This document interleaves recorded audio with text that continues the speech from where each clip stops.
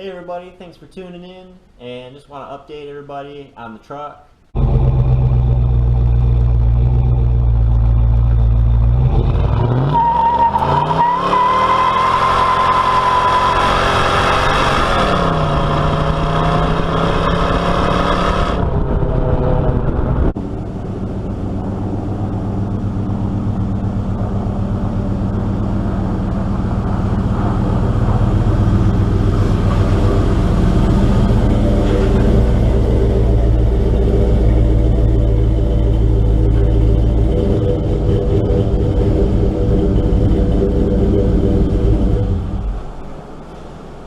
I haven't got a whole lot of video or wrenching that's really cool or anything that's worth putting a lot of time into editing, I guess. You know, it's me going through and kind of making sure everything's sound and putting the brakes on it.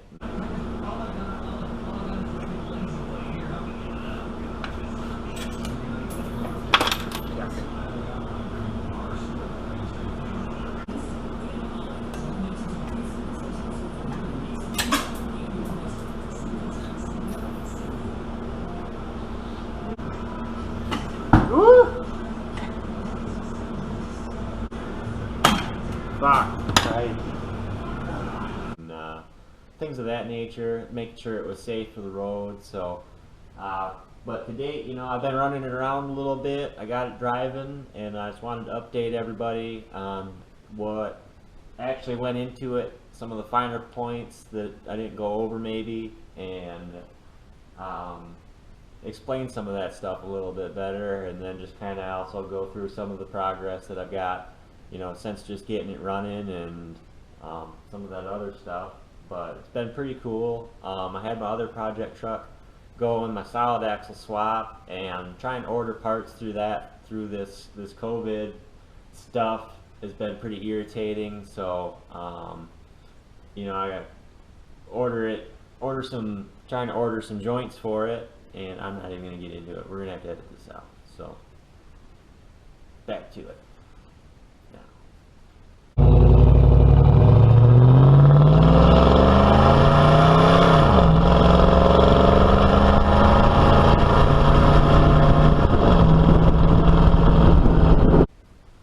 Yeah, so I was just perusing through Craigslist, you know, whatever, get back a couple months ago, and saw this truck for sale, and, you know, didn't even have a price on it, said make offer.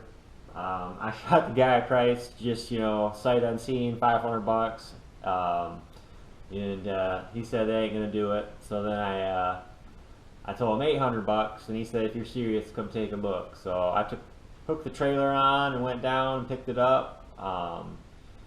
So got for the $800. There was no motor, no transmission, and it just kind of sat under a tree and was just kind of abandoned more or less. So, but you know, a southern truck, and it's really a beaut, really. So it was cool to get something like this. And I had a 5.3 and 4L60 two-wheel drive out of Yukon that I bought, you know, and I got the whole Yukon. I still have the whole Yukon.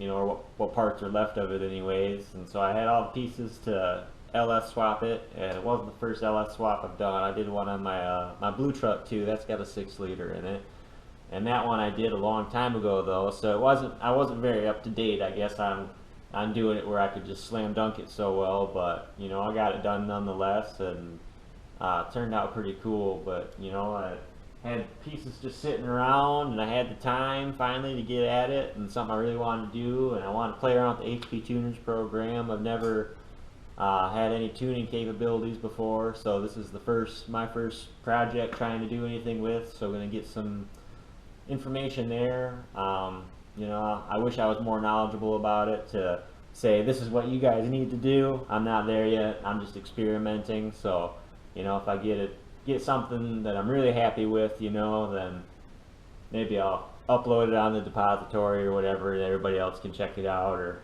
whatever. So, but for right now, it's just, you know, just me toying around and trying to learn the ropes that way. So that's pretty cool, and you know, it's really just come together quick. I'm kind of, you know, still just can't believe that I own another truck that runs and drives already. So you know, that's like a baker's dozen I got now. So I have to do something soon.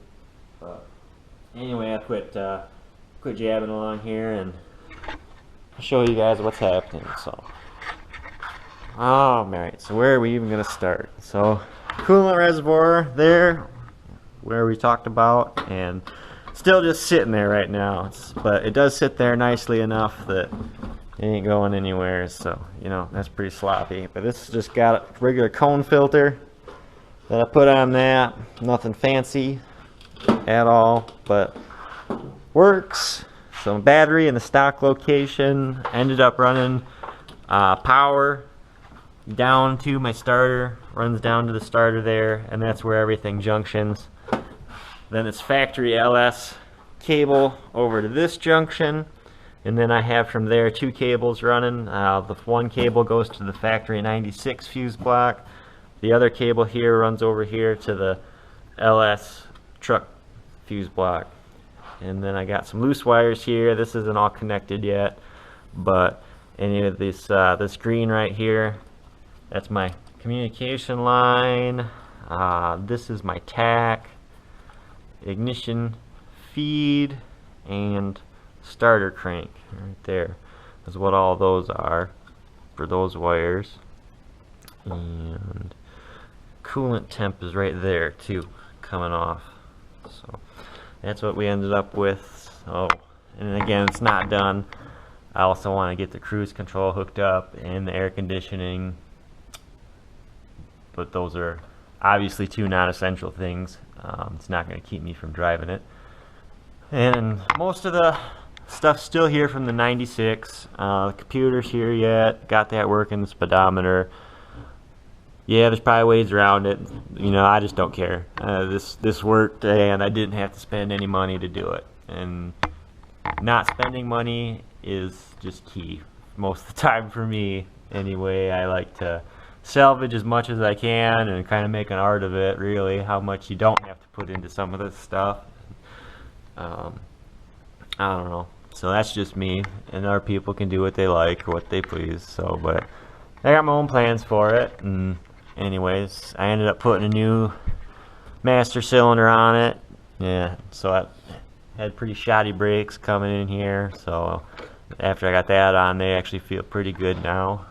This here I mounted up. This is the tach module for the throttle actuator.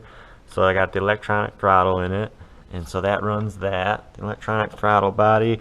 And then I have the electronic pedal assembly in the truck that I welded up and put under there. And so what else is happening here? For the coolant temp sensor, I use the 98 Camaro temp sensor. It's got the 2 elements, one for the gauge, one for the PCM.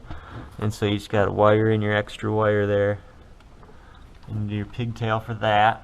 Oil pressure sender off of 99 to 02, I think, with the 96 plug into it. So that way I got oil pressure, all that. I got all the gauges hooked up. So in the HP tuners, being it had a 6-cylinder in it originally, and this has got a 24-tooth crank sensor on it. So you got 24 divided by the 6 cylinders. So then I ended up having to set my tach at 4 there for your tach, whatever, tach resolution. That's what it is there in the HP tuners. So I set that at 4. So I got a working tach on it now. Let me show you guys all that. So this steering column here, this is out of my 99 Yukon. It's another parts Yukon that I have. So this is the wrong column for it, but whoever had it before, they took all this trim off, and then they were dremeling or whatever in here and cut it all up. So I think so they could get just the wheel to turn, because it was the wrong column for the truck to begin with. I'm not sure what they did and didn't do there. So, but yeah, anyways, I got the wideband in there. But anyways, I'll just let you guys look at it all right now. So my parking brake's set, so that's why my brake light's on. So I gotta get that released. But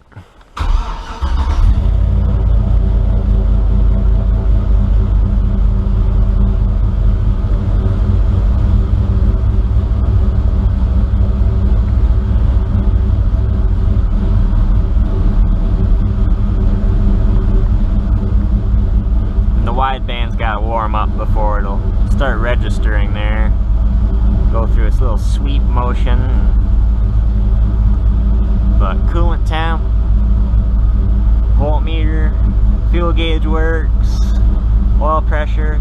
That's pretty healthy oil pressure. I didn't even check it on the Yukon. There was no instrument cluster in it when I got it, actually, so that was already pieced off of it. And so I was kind of happy to see that much oil pressure. That's pretty cool. And so now over here, now the wideband's reading, so we're, you know, right in there in the money.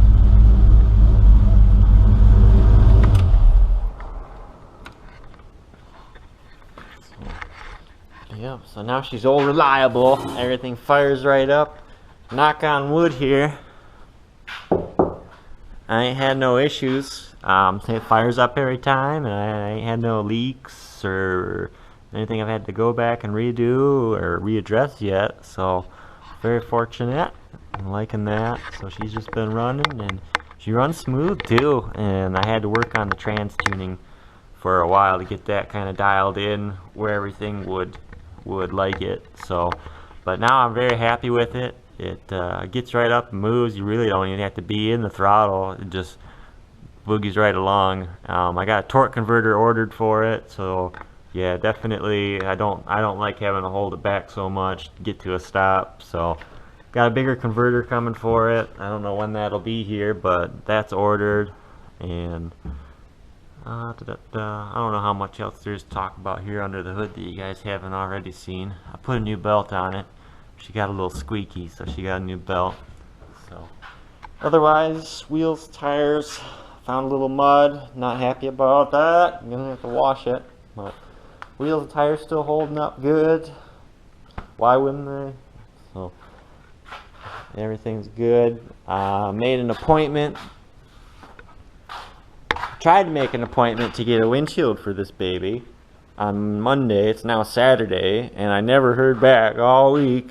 So, but I think everybody's busy because we had that hailstorm back whenever, and I think everybody's still trying to get caught up from that. I don't really know. I don't know the windshield game, but anyway, hopefully that's on its way there. But yeah, really not a whole lot on the body to talk about.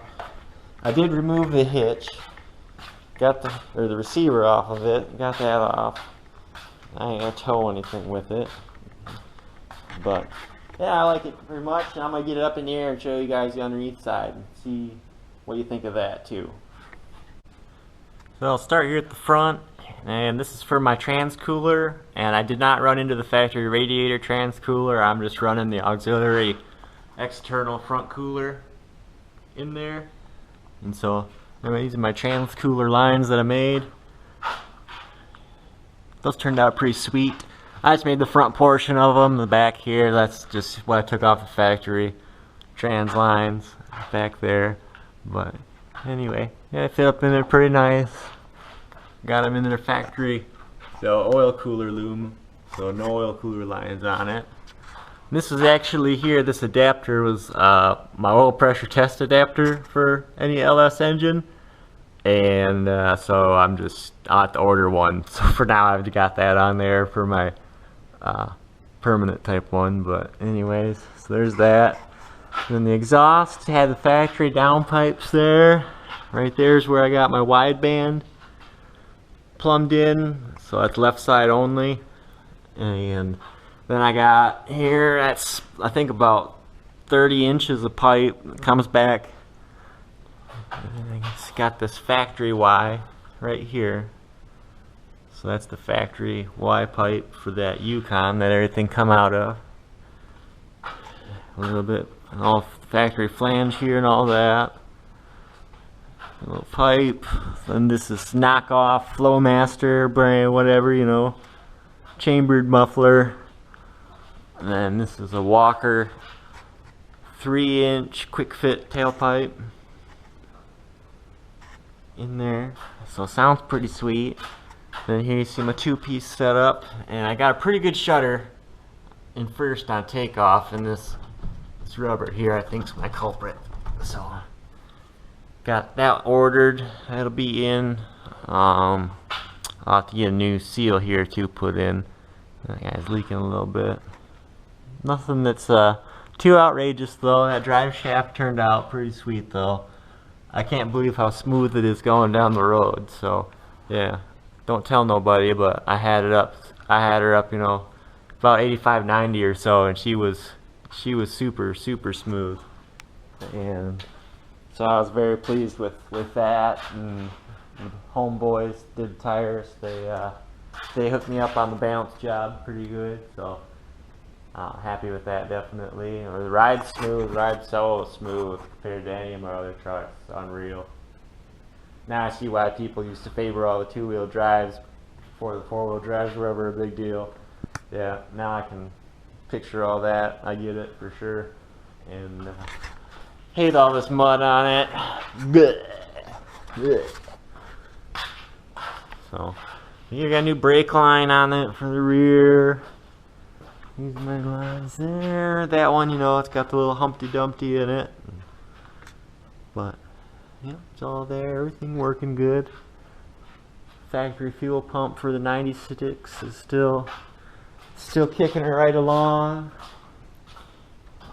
I don't know what else there is to talk about. I thought this was gonna be like a super long video. Maybe it will, maybe it won't be. Did have to get a shift cable for 99 Yukon that I took the steering column out of. So anyway, yeah, no, went right on here.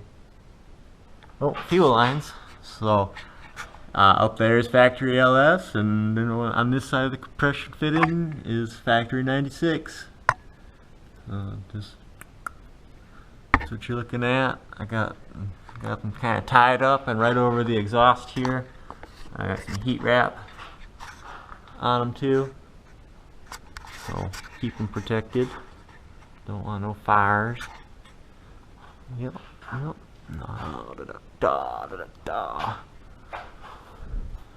yeah, otherwise that's just the bottom of a Chevy pickup.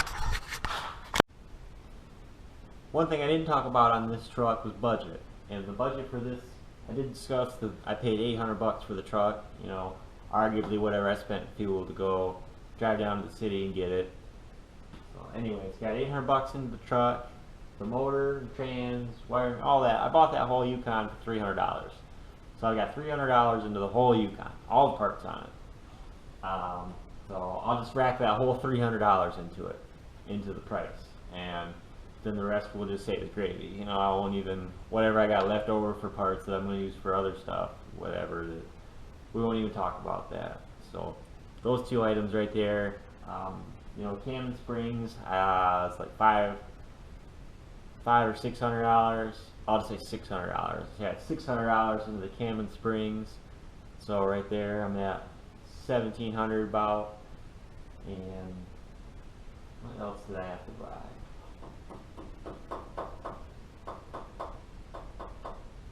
Miscellaneous sensors and stuff. I don't know. We'll rack all that up. We'll say I got $2,000 into the truck. I got another $700 wheels and tires. So I don't know if you can count the wheels and tires into the bill. I'm sure I could have just put some junk ones on them stock wheels and kept rolling it, you know, or whatever. Arguably, I don't know what. But so anyways, so that's, I'll say I got $2,000 into the truck with parts, you know, not including so much of my time. That's probably a little generous. Got fluids in there too and stuff.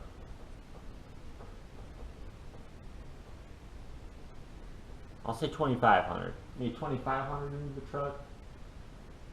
Maybe I should get a whiteboard out and start listing everything for you guys so you all know.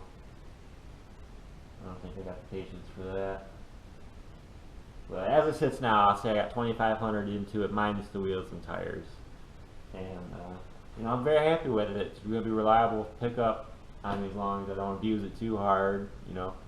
But obviously, that's kind of the plan is too. But at least it's a nice southern truck, and all I gotta do is keep throwing parts at it. You know, the body will stay there. I'm never gonna drive this thing in the winter. It ain't gonna see a Michigan winter, so ain't gonna have to worry about that. It's gonna stay, you know, relatively clean. And then I think I'm gonna keep the sleeper type look on it. I like the work truck front end on it. You know, really makes it look pathetic out there on the road. I guess from a front view, definitely pathetic. From a rear view, pathetic. So That's pretty neat. But yeah, happy you got it running like, you know, this quick too. Two-wheel drive life's a lot different than four-wheel drives, and this thing really flew together. And like I say, I'm still just in shock really that the thing's going, and you know, I haven't really gone back to the drawing board too much on it with, you know, a few things I did. I didn't talk about that. The brake booster hose that I made. And here to show you what I'm doing for my power brakes. Like I said, that Yukon had hydro boost, and so I got vacuum assist here on C15. And so what I got is this black plug is what goes in the back of the intake for the vacuum boost, or lack of if you have a hydro boost. So this plug is literally just a plug that goes in the back of the intake if you have a hydro boost, and so it's not a big deal. And then if you have vacuum operated brakes, then there's actually a barb that comes off there and hose that goes over to the booster.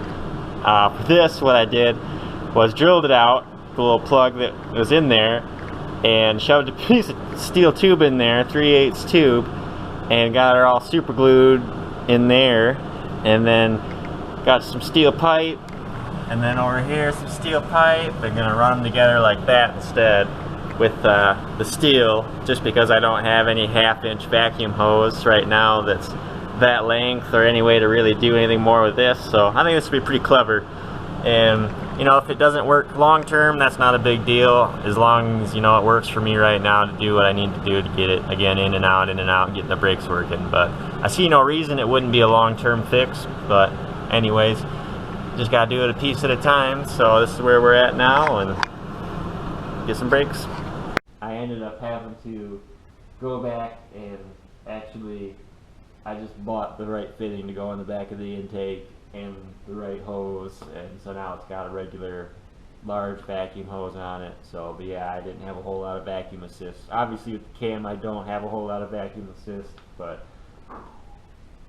it was not ample without the larger diameter. So now that's all up and running well. I got good brakes, very good brakes, especially for a mid-90s Chevy. They don't break worth shit most of the time. So I wanted to say also that I appreciate everybody's support watching these videos. If you have been watching, obviously you're watching, so really appreciate that. And you know, hopefully if you're into it, you know, subscribe, and I'm gonna have more coming out. I'm gonna be doing more work to this, more work to my other trucks, and you know, if you're into repair at all too, I'm throwing some of that up here and there. And let me know what you like, if you like the repair or the truck builds, or what you like, fabrication maybe, what you like to see more of. And but regardless, it's going to be there anyways. So, but I appreciate the feedback if you got any. And so just making these, you know, for everybody's benefit. You know, I like going back and watching them too, so